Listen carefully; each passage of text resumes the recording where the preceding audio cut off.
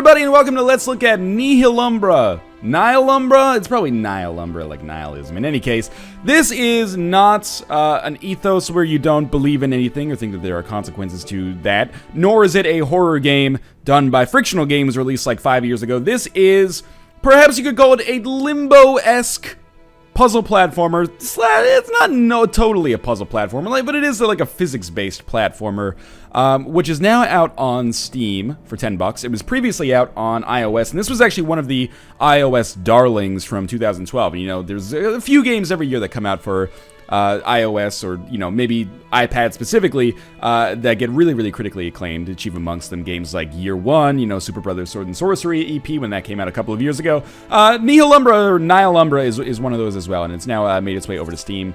We're gonna play a little bit of Living Forest here.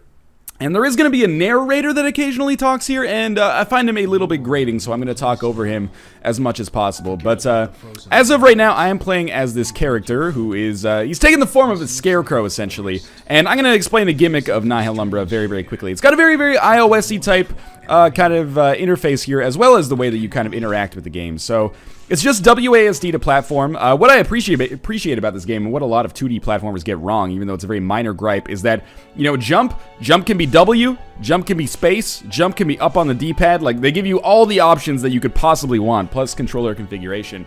But basically, we have command of the elements. We're some kind of ethereal creature, and we have command of the elements, and we can use them to change the properties of the ground below us and accomplish different things. So, as you might expect, using this ice element here and painting the ground allows us to move faster, and it also reduces the friction. Using this green element, this is like a bouncy soil floor, or forest floor, I guess. This just allows us to bounce up and down. And we're going to use the elements that we have. These are the only two that I've seen so far to accomplish a variety of puzzles. I actually think at this point you are not totally supposed to have the green one, but because I actually am further than this, oh, don't drop on the spikes, because I'm further than this in the game myself, I use the level select screen to get here, obviously, then it just gives it to me, which may make some of these puzzles much more easy, but anyway, we'll see. Again, the narrator talks incessantly, and there is a story to be told here, and it's told through kind of, you know, ambiguities, and I should probably shut up and let him talk. But basically, you know, we're running away from this enemy called the Void. We were born from the Void, but now the Void is trying to take us back. Every enemy that we hate is born from the Void. This is one of the first puzzles that we've come across over the course of the game. Sorry, not one of the first puzzles. This is one of the puzzles where we have to get the green element before we can actually solve it. But because I already have the green element, I can just paint the floor here. And this will demonstrate kind of a good, not multi-step really, but like a medium-level puzzle from what I've encountered so far in Nihilumbra. So the thing with bouncing is that you can't bounce higher once you've already committed to bouncing. So like whatever you bounce at, whatever height you bounce at, that's the height that you're going to continue to bounce at, if that makes sense. So you've got to be very cautious with your initial jump in order to determine that you get the momentum that you want. So as you can see here, the higher we get here, the more momentum we get off of these bounces, and then the much more likely that I am to actually, I wonder if I can get some more speed here and make this easier. The much more likely I am to actually be able to solve the puzzle, as you can see right there. Now, we do have energy associated with our elements. This is restocked based on these kind of save points that we come across at various points throughout the game. Relatively, well, not religiously, but liberally. We do have enemies, as you can see, and the way we interact with those enemies is basically by changing the environment beneath them as well. So as these void creatures kind of chase us down, we can cause them to fall down pits by making it too slippery for them, or occasionally we can like redirect projectiles to hit them by making the floor elastic.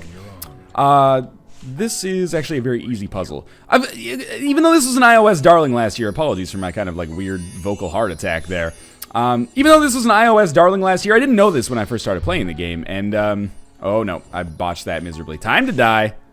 There's no way for me to get out of this yet. If you die, it's very quick and you respawn at the closest save point. But I didn't know that when I started playing this, and to be quite honest with you, I think the game didn't necessarily woo me with its magic as much as it has for a lot of people. Admittedly, I've only played about 40 minutes of, oh, careful here.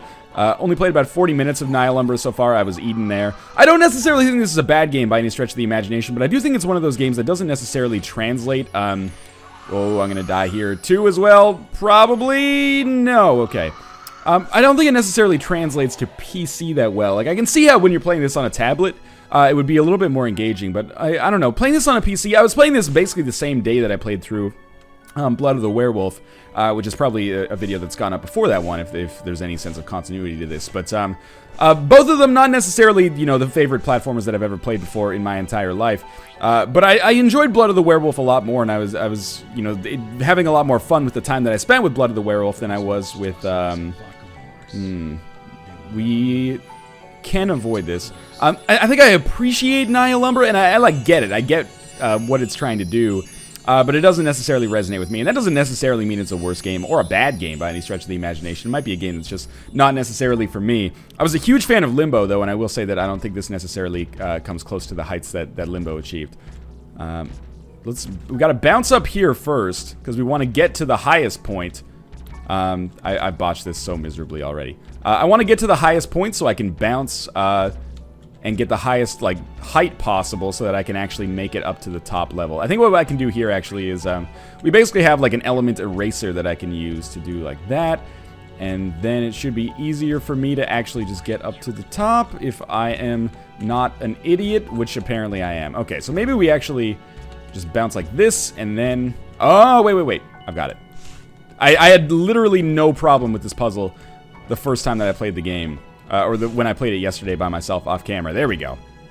So the other thing you need to know about the kind of elastic material here is that if you press the jump button when you're on it, you don't jump. So occasionally you do have to use that, strategically in order to actually solve the puzzles that you come across. These guys are real dicks.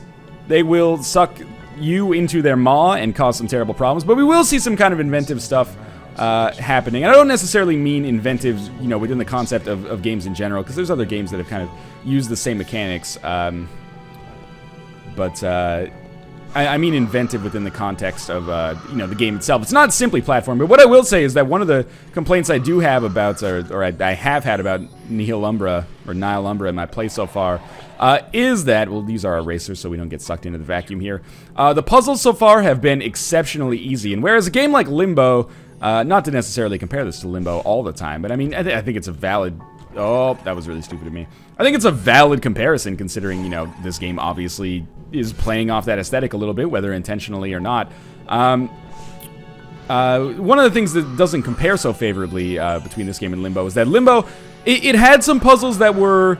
It had a mixture of puzzles, shall we say, some of them being more puzzle-y, like, you have to hit switches and then, conceptualize how do I solve this, and a lot of them being more platformy and kind of like jumping puzzles.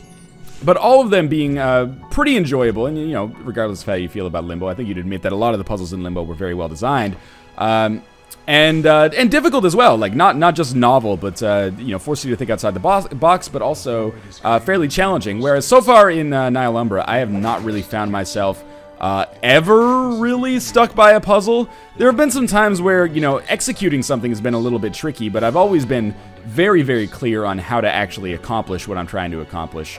Okay, watch out for those. And if I run quickly, I thought I could maybe make it through there. One thing that is cool is that there's no formal combat in the game, but there's multiple ways to possibly solve a puzzle. So, for example, I think one thing that I could do here, this would be the way that I would, alternately solve the puzzle. That was a terrible decision there. Was I could paint the ground beneath me green, and then by doing so, it might actually bounce the projectiles away. Oh, they actually don't bounce on that. Okay, so this is not the right way to solve this.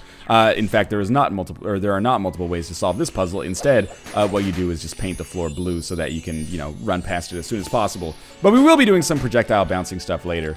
For now, though, I guess we are just going to move as quickly as possible and get through here.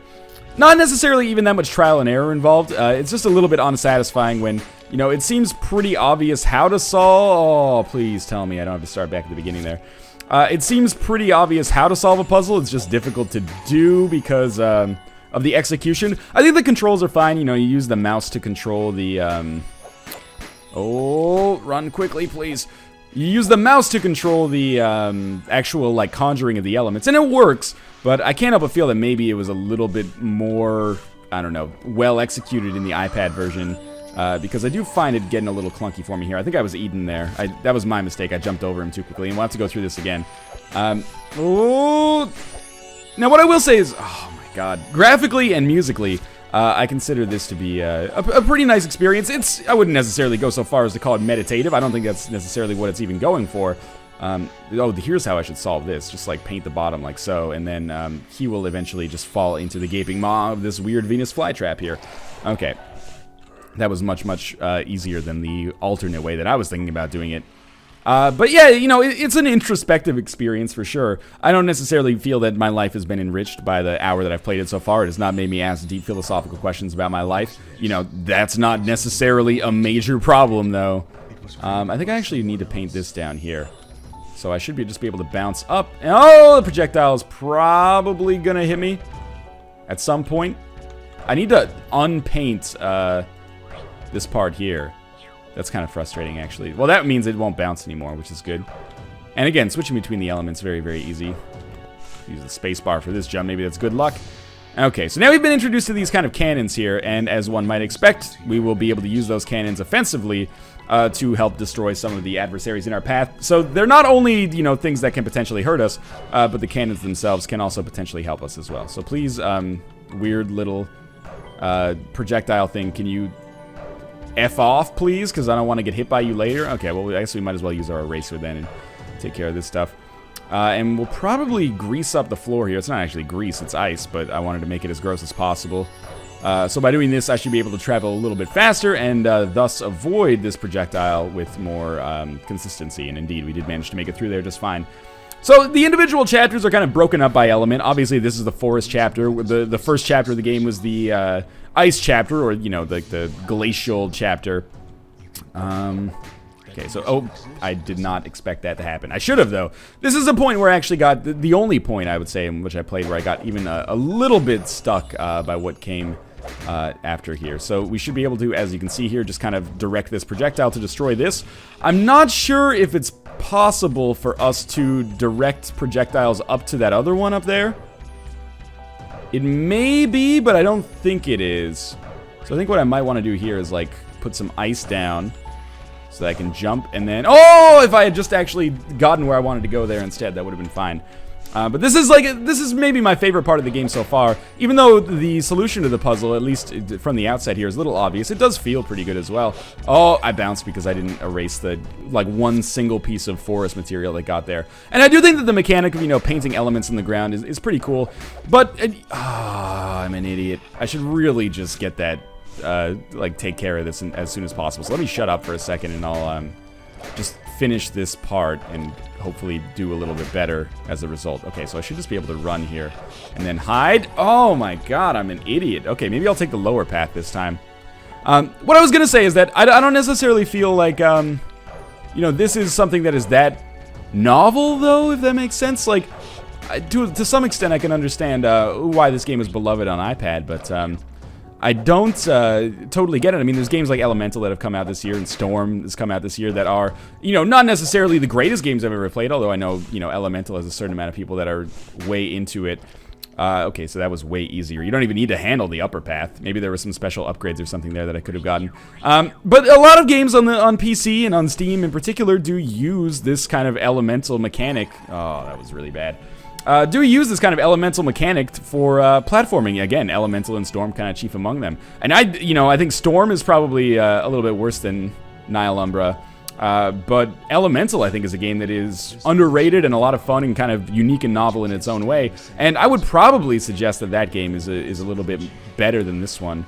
For my taste, anyway. So I don't quite understand what's up with this void here. Originally, I thought that this was something that kills you, but apparently not. I may actually just be able to platform up this thing and then walk to the right side and then push that thing onto the switch. That is indeed exactly how this is going to go. You know, switch puzzles don't really bother me.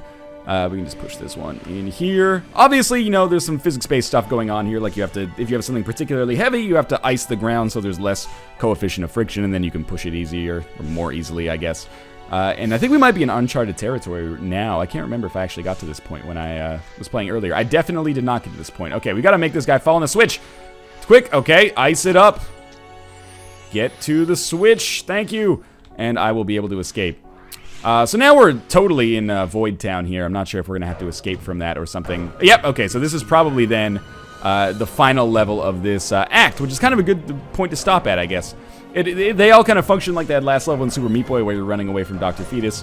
You know, something is chasing you, and you have to eventually get to the point where you can make a leap of faith. And this really highlights what I was talking about the game where, oh, this is not good. Might as well just kill me at this point. Where the game's, you know, pretty easy, and I think I would have been a little bit... Let me put it this way. I feel like there's... You can go in one of two directions with a game like this from a design standpoint, and I'm not a game designer, so I might be talking out of my ass, but I'm just calling it like I see it. I would have preferred if this was either harder from a platforming standpoint, or if it had kind of more ingenious puzzle design, because, you know, Braid is not the best platformer from a mechanical standpoint. It certainly doesn't have the best, you know, platforming puzzles or anything like that. But it has ingenious puzzle design, so it's really loved. A lot of people really love it, myself included. Super Meat Boy doesn't have the most ingenious jumping puzzles of all time, but it controls so well, and the actual, like, difficulty is right from a... oh, am I supposed to continue bouncing here? Yeah, occasionally the game gives you hints, so... It has the right kind of difficulty for its raw platforming that's a whole lot of fun.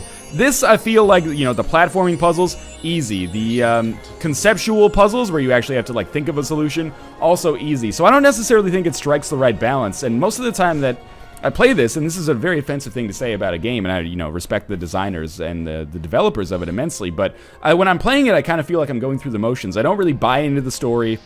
I don't really enjoy the gameplay that much. That's not to say this is a bad game, and to a certain extent, this might be a game where I'm just missing the point, or maybe it's not for me, for that matter. But certainly, I think that this is definitely not the you know, best platformer, even the best, like, minimalistic puzzle platformer I've played recently. Visually, I think it looks all right. You know, compared to something like Blood of the Werewolf, I think this is way more artistic and it looks pretty good. From an audio standpoint, sure, it's fine as well. From a gameplay standpoint, it just doesn't quite do it for me. So I'm gonna go back to the main menu here. If I can. Return to map. Sure, maybe that's what I was going for here. Again, it's got the iOS trappings on kind of its interface side. I'm not going to hold that against the game, though. But this has been Nihilumbra. It's available for $8 on Steam for its opening week sale, $10 overall. It's all right. It's not necessarily my favorite platformer ever, and I think I've made that pretty clear. And I probably would not recommend it at full price unless you really liked what you saw here. But I definitely do not think this is a game where I'm telling people don't buy this, it's bad. I think this is a game that has niche appeal.